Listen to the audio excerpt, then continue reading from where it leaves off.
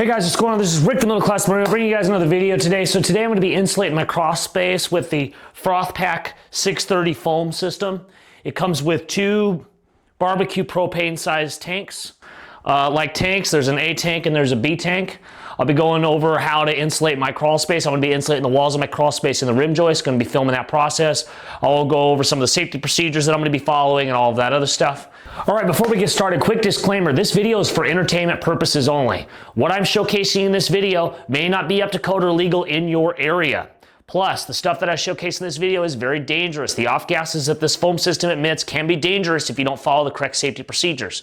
I highly recommend checking the codes in your area. Make sure you follow all laws and recommendations. And if you do not feel comfortable doing this project, don't do it. Hire a professional. I am not responsible for anything that you do based on what you see in this video.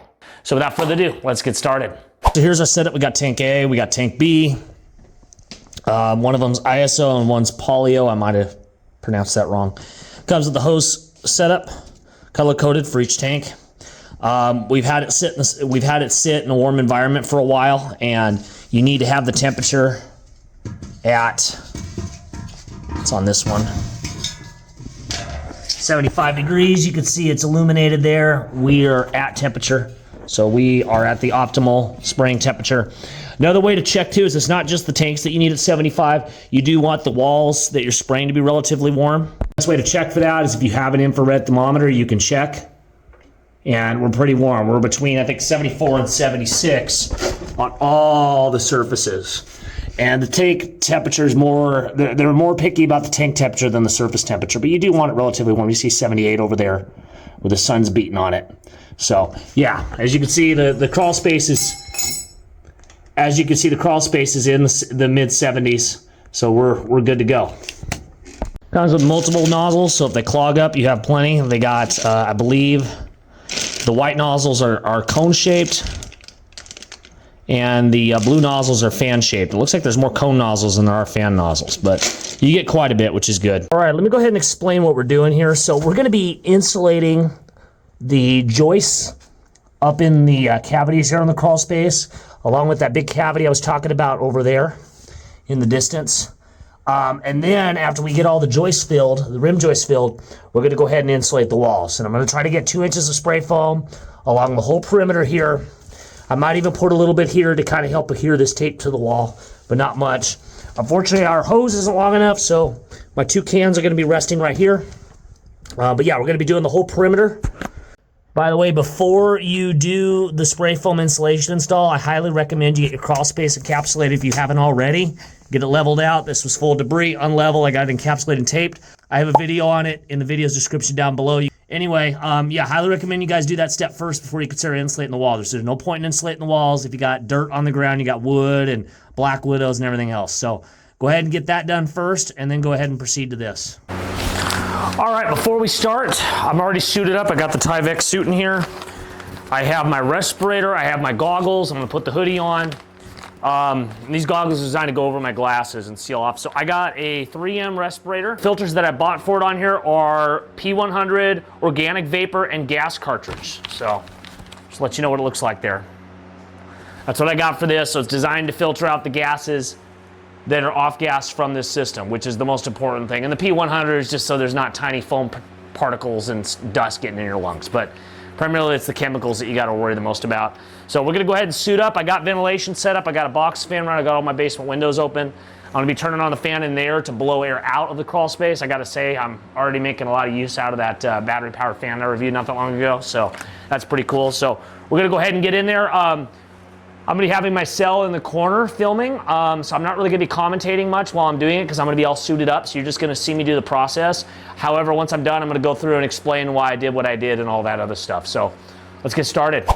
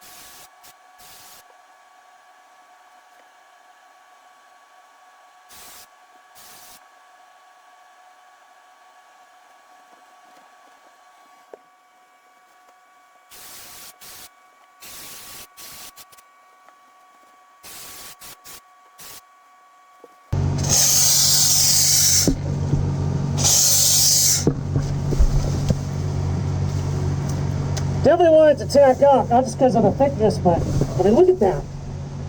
I put this down, and I mean, it's expanded a lot more than I thought it would. That's really impressive, I will say that. I'm going to hit these areas a few more times, then we're going to go to the only fan nozzle I got left and do the walls.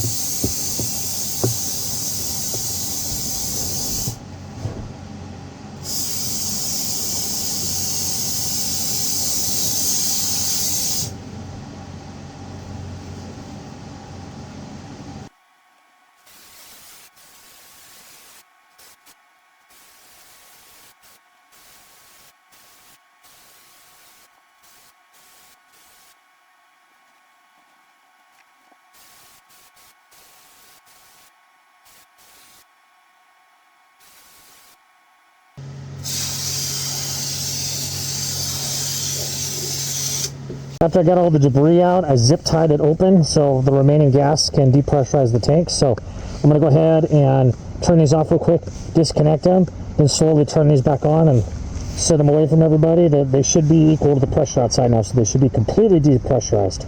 We're outside now. I just dumped the excess out in a bag. You can tell it's pretty hot. 125, 116, 127, yeah, 130 degrees. So yeah, be mindful of that. The spray foam gets really hot. All right. I've had it air out the last couple days. Well, 6 hours after the application, I let it air out. I've let it dry for the next couple days.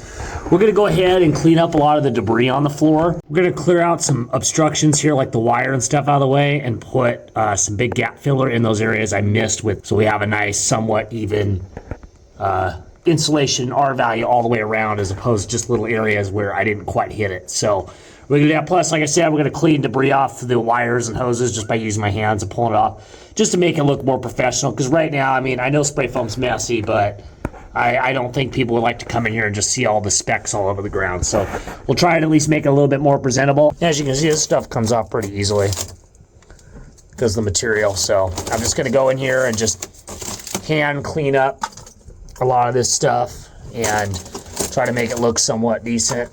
When it comes to your wiring, you see a plumbing right here. I got some of that. I don't know if I'm gonna be able to get a lot of it off, but I'm just gonna hand pull it off. You might think, well, why do that? You got joints here. You wanna be able to see if those leak or not, because those are failure points. That's one thing I gotta say about spray foam I don't like is, you know, you could have a small leak in there and not know it's a problem until later, and that can be an issue. So any little joints in your plumbing, I wouldn't have spray foam on it. Keep them off. And same thing with your wiring. You know, don't have to get all of it off, but try to get, you see that just peeled right off. So that way people that come in here, they can identify what these wires are. These are Ethernet cables going to my cameras out in the alleyway, if you're wondering. That's where that conduit pipe goes.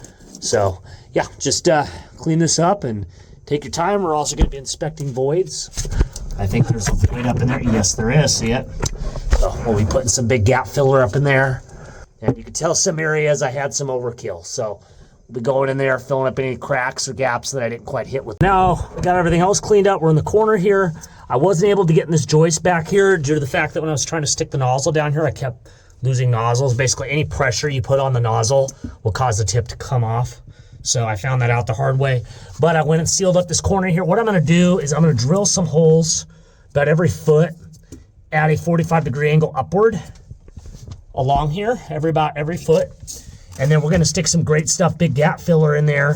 And we're not going to do it all in one coat because there's a pretty big cavity back there, but we'll just kind of take our time and just keep filling it. And that'll be about as good as it's going to get. Now down there where I have the plumbing to the toilet, I'm going to leave that exposed. That's because I want to make sure that in the wintertime, this doesn't freeze over. Because if you isolate that from the wall that's not insulated upstairs, this portion of the pipe could freeze in the wintertime. That's the only exterior pipe I got in the house. So we're going to leave that open, and I'm going to put some diatomaceous earth in there, up along here. So if any bugs happen to get in this cavity and work their way down there, they die. So shouldn't be an issue. And that insecticide is good pretty much indefinitely, as long as it's not exposed to the wind and stuff outdoors and it's undisturbed. It'll last basically forever. So anyway, we're going to go ahead and put some holes in here. I must say it's very uncomfortable down here. My hips are killing me from when I did the spray foam earlier. I hadn't worked on it in a few days, just trying to heal up. So, gosh, that was awful. All right, cool.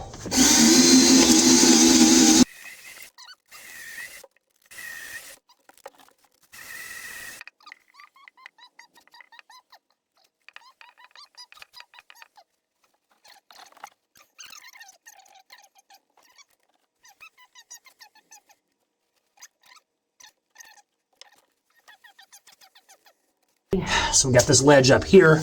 We're going to hit it with the spray foam. Of course, this angle is always awkward, so what I found is better off getting the can up in here and then manipulating the straw.